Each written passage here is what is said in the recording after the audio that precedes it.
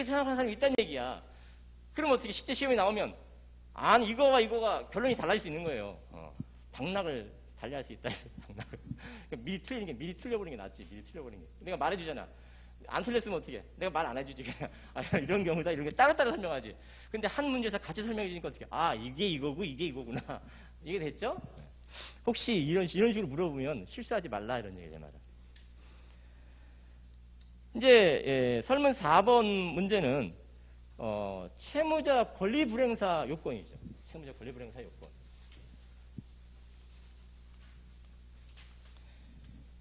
자, 채무자 권리 불행사 요건 관련해서 예를 들어서 갑을 병인데 채권자 대의 소송 관련해서는 자, 을이 병한테 권리 행사를 하지 말아야 돼요. 채무자 권리 불행사. 채무자가 이미 권리 행사한 상태에서 소송을 제기했다? 요건 흠결, 대성 각하다라는. 우리 법무사 시험에서 이거 출제한 적이 있어요. 우리 법무사 시험 2018년도에 출제한 적이 있다고. 그래서 우리 물론 2018년 문제는 우리 사례편에도 들어있어요. 을이 병을 상대로 소송을 제기해서 승수했든 패소했든 권리 행사한 거다라는 거예요. 그렇기 때문에 대성 각하다. 이런 게 우리 시험에 출제한 적이 있다고. 요건 제시해주고 성질, 그랬다는 요건 제시해주고 판례사안 써주고 사안 해결. 이렇게 가는 게 기본 포맷이죠. 자, 근데 여기서 이제 판례가 객관식에서 잘 물어보는 건데 문제는 여기 비법인 사단이야. 비법인 사단. 을이 비법인 사단이 병을 상대로 소송을 제기했는데 상원층의 요건을 못 갖춰서 각하됐어요. 자, 각하된 것이 권리 행사한 거냐라는 거예요. 아니다라고 보는 거죠. 그러니까 대의소송 관련해서 채무자 권리 불행사 요건 흠결이 아닌 거죠. 그렇게 답안 쓰실 수 있으면 된다는 거예요. 그리고 이것도 역시 다 뭐야? 채권 대의권 관련해서 기본 요건, 성질했다는 요건, 그것들 흠결이 효과 써주고 판례 써주고 사안 해결 이런 식으로 가는 거예요. 포맷이. 5번 문제는 채권자 대의소송에서 요 피보전 채권이 시효소멸이야. 피보전 채권 시효소멸을 항변사항이지. 항변사항. 소멸시 항변사항을 제3 채무자가 다툴 수 있는가라는 거죠. 다툴 수 있는가. 원칙, 예외. 이렇게 답안지 써있는 거예요. 그 판례 피원 써놨어요. 원칙은 제3 채무자는 대의소송에서 피보전 채권 항변에 관한 사항을 주장하지 못하는 게 원칙이야. 단 예외가 있죠. 그러니까 원칙만 쓰면 안 돼. 예외도 써줘야 된다. 즉 갑이 대의소송뿐만 아니라 갑이 을을 상대로 별도 소송도 제기했어요. 그래서 을이 소멸시효 주장을 해서 그것이 받아들였어요.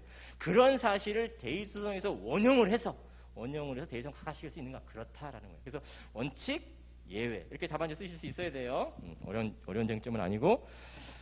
자, 이렇게 하고 수업은 바로 좀 더 하다가 쉬도록 할게요.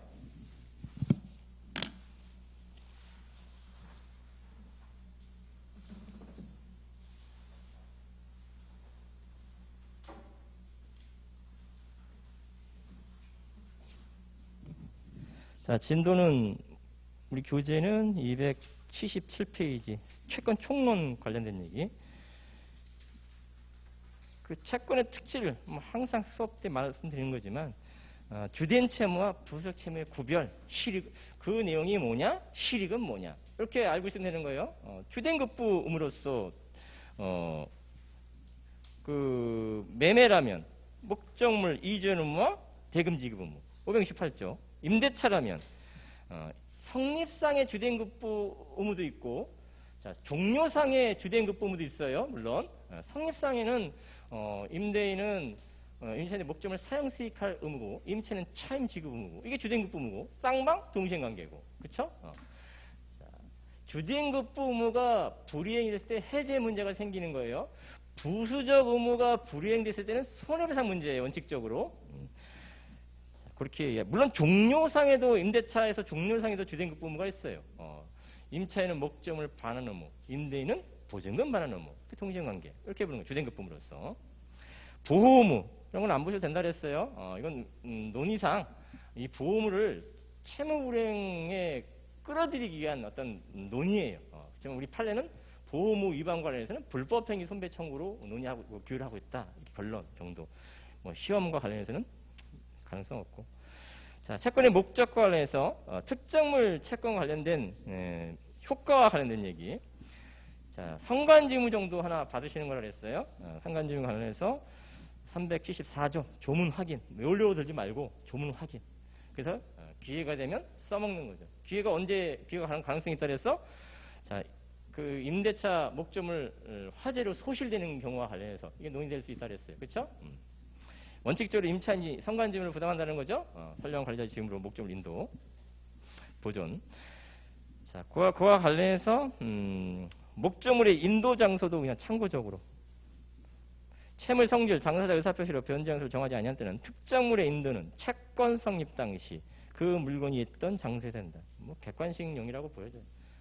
그 이행기 당시가 아니라 채권 성립 당시라는 거지. 객관식. 467조 1항 조문 확인해주는 정도고. 다만 이제 467조 2항 관련해서 특정물 이외의 채무가 있어요. 그럼 특정물 이외의 채무 뭐겠어? 금전채무. 예를 들시면 돼요. 금전채무. 금전채무 관련해서 참고적으로 보시는 거고. 금전채무는 지참채무가 원칙인 거예요. 그렇죠? 지참채무가 원칙이다. 추심 명령과 관련해서 이행을 안 하면 추심 청구 소송은 추심이냐. 그러니까 이게 관할 같은 게 문제되는 거예요. 관할.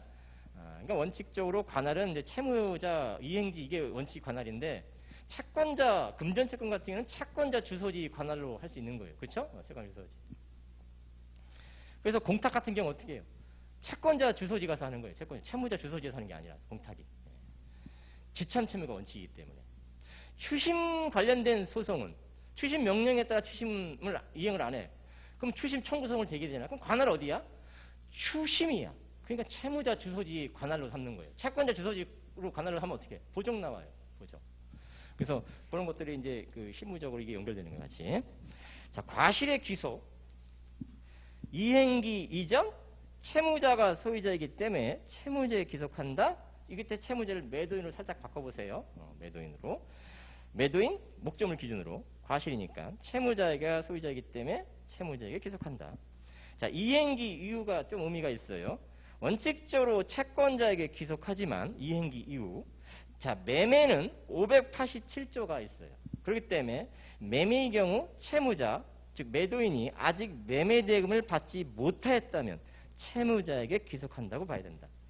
자, 그래서 매매에서 매매가 이게 사무관 승인 시에 출제한 적이 있다 그랬어요. 그래서 매매에서 아직 그 매수인이 목적물 인도 못 받았다. 매도인이 점유하고 있다.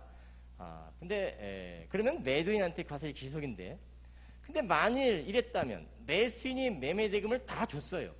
근데도 불구하고 매도인이 점유하고 있어요. 그러면 그 과실은 누구한테 속해야 되는 거야? 매수인한테 속해야지. 어렵지 않지만 이런 파트가 있단 말이에요. 여기 한번 추가 프린트를 한번 가봐요. 추가 프린트. 추가 프린트 6페이지.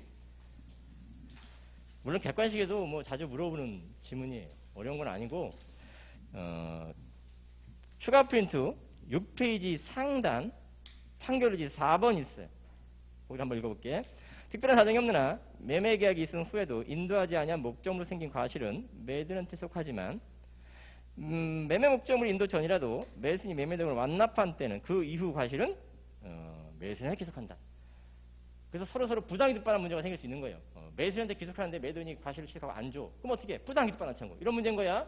자, 그러면 587조와 관련해서 매매 계약이 있은 이후에도 인도하지 않은 목적으로 생긴 과실은 매도인에게 속한다고 하는데, 그러면 매수인한테 인도했다면 587조에서 매도인이 매수인한테 목적으로 인도했다면 매수인한테 과실의 수취권이 있냐 이 소리인 거예요. 있을까 없을까? 매매대금 다 줬다면 문제 없어. 당연히 있는 거야. 근데 매매대금 또 다 안 줬다면 이게 사무관 승인시험 기출문제야. 매매대금 다 안 줬는데 매수인이 목적으로 인도 받았어요. 그럼 그 과실은 그 목적으로 생긴 과실은 매수인한테 귀속하냐? 그래서 매수인한테 귀속한다는 전제에 매도인이 매수인한테 부당이득반환 청구할 수 있냐 이런 식으로 문제를 물어봤어요. 자, 매수인한테 귀속할까 안 할까? 귀속해. 안 해요? 자, 그럼 내가 거짓말하고 있다는 얘기인데. 자, 판례집. 자, 판례집. 지금 그 논의는 이제 뒤에서 또 논의할 건데, 그 291페이지를 가보면, 우리 교재, 판례집 말고 먼저. 판례집 말고, 교재 291페이지 가보면, 그 효과와 관련해서 양가로 2번 손해배상. 이때 이 지연손해금과 관련된 얘기인데 특히 특정물 매매에서 거기 판례 있죠? 그거하고도 연결되는 것이기도 해요. 자, 그러면서 판례집 177페이지. 177페이지. 중요해요. 사무관승인장 기출문제고 착각하기 쉬워. 틀리기 쉬워. 177페이지 상단. 관련 판례, 사무관승인장 관련 판례 상단에 있는 판례가 이게 관련 판례예요. 자, 판결 요지 읽어볼게. 토지의 매수인이 아직 소유권 유지를 마치지 않았더라도 매매계약의 이행으로 토지를 인도받은 때는 매매계약의 효력으로서, 즉 매매가 해제 안 됐다는 소리야. 매매가 유효하다는 소리야. 이를 점유 사용할 권리가 있으므로 매도인이 매수에 대해 그 점유 사용을 법률상 원인 없는 이익을 하여 부당에 따라 청구할 수 없다. 있다 없다. 이런 식으로 이제 객관식이 물어보는 거죠. 그러니까 매수인이 매매가 해제가 안 된 상태에서 그럼 점유할 권리가 있는 거야. 인도받았어. 그럼 그 사용수익권은 매수한테 있는 거야. 사용수익에 따른 과실 매수한테 있는 거야. 그런데 매매대금 다 줬다면 당연히 그래. 근데 매매대금 다 안 줬어도 그래. 매매대금 다 안 줬어도. 그러면 이상하잖아. 매매대금 다 안 줬는데 과실은 매수한테 속하는 게 이렇게 말이 돼? 이런 뜻인 거지. 그래. 매도인이 매수인한테 그 대신 뭐 할 수 있나? 매매대금에 대한 이자 청구, 지연손해금 청구할 수 있다. 이자 상당의 지연손해금 청구할 수 있다. 원래 동시행관계 있으면은 지연손해금 청구 못 해요. 근데 지금 동시행관계 깨졌잖아. 매도인이 매수인한테 목적을 인도해 줬잖아. 그러니까 매수인이 과실을 취득한 대신 매도인은 뭐 할 수 있다? 이자 상당의 지연손해금 청구할 수 있다. 이런 얘기인 거예요. 이해되셨죠? 이제 그런 식으로 580조가 해결하는 거다라는 거예요. 자, 그러면 이해가 될 거다. 이해가 될 거다. 그래서 그게 사무관 승인시험 출제한 적 있다고 2차 시험에서. 다시 교재로 오시면 279페이지 종류채권. 이런 것들이 2차 시험으로 물어볼 것 같지 않다라는 거예요. 종류채권이 특정되면 특정물 채권이 되는 거예요. 그럼 특정물 채권의 또 의미는 또 뭐가 있냐면 위험부담 문제하고 논의가 있을 수는 있어요. 물론 법무사 2차 시험에서 위험부담을 2차 시험을 물어볼 건가? 제 개인적으로는 안 물어볼 것 같아요. 객관식으로 물어봐요. 실제로 객관식에 출제된 적도 있고. 자, 물어본다면 가정하고 짧게 쓰는 정도만 공부하고 가시면 되나요? 537조, 538조 염두에 두고. 그래서 나중에 이제 채권 강론할 때 좀 더 추가적으로 볼게요. 이게 특정물 매매에서 논의되는 거예요. 그 종류 채권도 특정된 이후 특정물이 됐다면 역시 위험부담이 생기는 거예요. 그럼 위험부담이라는 게 뭔데? 위험부담이 뭐야? 당사자 쌍방의 귀책사유 없이 목적물이 소실됐을 때 그 위험부담을 누가 지는 거냐라는 거예요. 물건의 위험부담과 대가 위험부담이 있죠. 이 대가 위험부담은 매매대금이라고 생각하시면 돼. 원칙 537조. 누가 위험부담을 줘? 매도인, 채무자. 목적물 기준으로. 목적물 소실과 관련된 거니까. 그래서 매도인, 채무자가 위험부담을 떠안는다. 대가 위험부담. 물론 물건의 위험부담은 매수인이야. 근데 여기서 중요한 게 대가라고, 대가. 매매 대가 위험부담은 채무자가 된다. 그 뜻이 뭔지도 이해하셔야지. 쌍방이 귀책사유 없이 목적물 소실 때 대가 위험부담을 매도인 채무자가 진다는 뜻은 매매대금 청구 못한다라는 뜻인 거예요. 설사 매도인이 그 매매대금을 받았다 하더라도 매수인 매도인한테 뭐 할 수 있다? 줄 게 없었는데 준 거니까 어떻게 해? 부당에 따른 청구, 법률상 원인 없다. 이렇게 논의가 되는 거예요. 자, 이때 이 위험부담이 채무자 위험부담이 538조 1항 전문회의에서 또는 후문회의에서 채권자한테 떠넘겨져 가는 경우가 있죠. 그렇죠? 538조 1항 전문 채권자의 귀책사유 있음이 명백한 경우 역시 위험부담이 채무자에게서 채권자를 떠넘겨요. 이런 경우는 어떤 경우로 할지 의미가 매도인은 매도인이 매매대금 청구할 수 있다라는 거고 받았어도 부당이득 아니라는 거. 또 하나 538조 1항 후문이 뭐가 있어? 채권자의 명백한 귀책은 아니지만 채권자 수령 지체 중에 쌍방 귀책 사유 없이 목적물이 소실된 경우 약한 의미이긴 하지만 채권자 귀책은 있는 거잖아요. 그렇죠? 명백한 귀책은 아니지만 그런 경우도 역시 538조랑 전문회의에서 채권자 위험부담제로 간다. 이렇게 논의하시는 거예요. 그래서 짧게 정도만 547조 조문, 538조 조문 확인하고 연습해두는 정도로 좋게 해요. 가능성은 높지 않아. 우리 시험에서 위험부담은 사법시험 같은 경우는 물어볼 수도 있어. 변호사 시험은 약간 가활동할 수도 있지만 물어볼 가능성이 있어. 객관식? 물어봐. 법무사 2차 시험에서 주관식? 물어볼 가능성이 제가 볼 때 좀 낮아 보여요. 그렇지만 최소한도로 공부하고 하시면 된다는 기득권자는. 동차반은 공부하면 안 돼. 할 것도 많으니까. 다른 것도 할 게 많으니까. 왜냐면 머리가 한계가 있다고. 이만큼 공부해 가서 시험은 여기서 조금 나와 이렇게 찔끔. 근데 할 게 많은데 어떻게 해? 이걸 다 공부할 수 있나? 공차번이 못해. 예, 기득권도 이렇게, 사실 이렇게 공부하면 안 되는 거야. 그럼 기득권은 어떻게 공부하는 거야? 이렇게 나올 거 위주로 이렇게 여기 안 나오는 것도 물론 있어. 이건 할 수 없는 거야. 안 나오는 거 이렇게 나오는 것들을. 그걸 다 하려면 어떻게 해? 1년이라는 시간에 할 수 없다고, 소화시킬 수가 없다고. 그러니까 중요 주제 위주로 공부해 가고 다른 것들은 조금씩 챙겨가는. 그래서 나오면 내가 공부 찍은 데서 나오면 좋은 거고, 내가 찍은 데서 혹시 안 나오더라도 조금 다른 사람 좀 잘 써서 합격. 합격한 사람과 합격 못한 사람이 실력이 월등하지 않고 이렇지 않아요. 곧 살짝 차이가, 살짝 차이. 자, 제가 너무 많은 걸 빨리빨리 얘기하려고 그래. 자, 금전 채권. 그래서 그 280페이지 특정 효과에서 위험 부담을 잠깐 설명해놨고, 제가 말씀드린 게 시험에서는 다 하고, 물론 요거 말고도 또 하나 있긴 한데, 그건 이제 나중에 또 말씀드리고, 채권 강론에서 또 한번 다시 살짝 얘기하겠다라는 거예요. 금전 채권.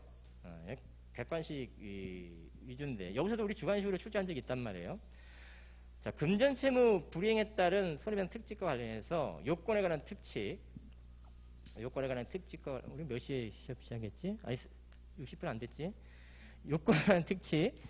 자, 391조 2항 전단, 후단 정도. 뭐 조문 위주로 그냥 한번 체크해 주는 정도 위주예요. 채권자는 금전 채무에 관한 이런 특칙이 있다는 얘기야. 채권자는 이행지체라는 손해를 증명하지 않아도 되고, 채무자는 이행지체에 관한 과실로서는 확인하지 못한다. 결론 정도. 뭐 객관식도 잘 나오죠. 자, 효과에 관한 특칙. 지연손해금. 자, 민사는 5%, 연 5%, 상사는 연 6%, 소척법 연 12%. 이 지연손해금을 말하는 거예요. 자, 이와 관련해서 281페이지 예외에 약정일이 있는 경우, 즉 이자 약정이 있는 경우, 지금 여기서 말하고 싶은 건 뭐야? 지금 지연손해금을 말하려고 하는 거예요. 그럴 때 이자의 약정이 있을 때 지연손해금은 얼마냐? 이걸 물어보고 싶은 거야. 지금 말하고 싶은 거야. 자, 그래서 이걸 내가 예를 들어서 이렇게 말씀드릴게요.